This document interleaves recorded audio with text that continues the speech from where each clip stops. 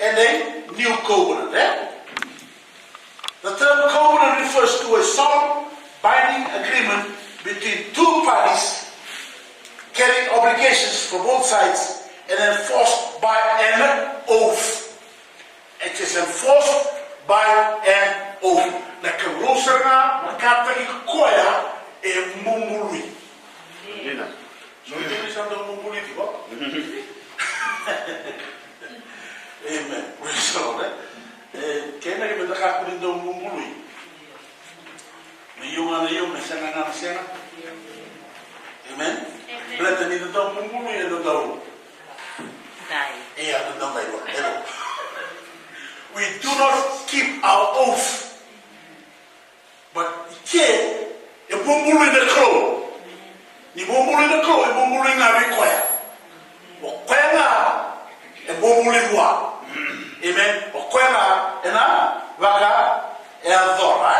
In the Bible, the covenant God makes with men are initiated by himself. He sets the term. His obligations are determined by his own purpose.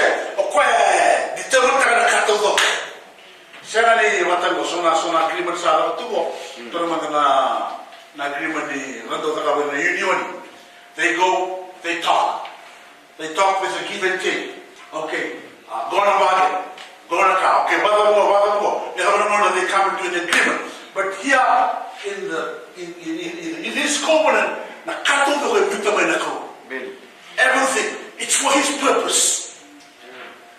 When it is for his purpose, be rest assured that you will benefit. But the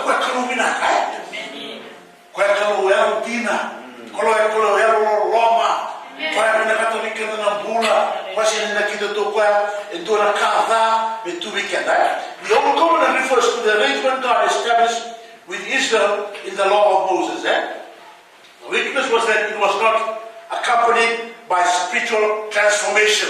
But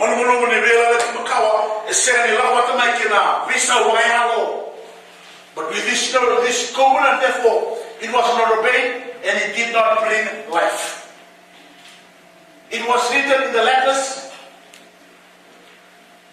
amen, on stone, not with the Spirit on the hearts of people. The prophets promised a new covenant that would be different. It would not be, it would not be of the letter, but of the Spirit. For the letter kills us, but the Spirit gives us life.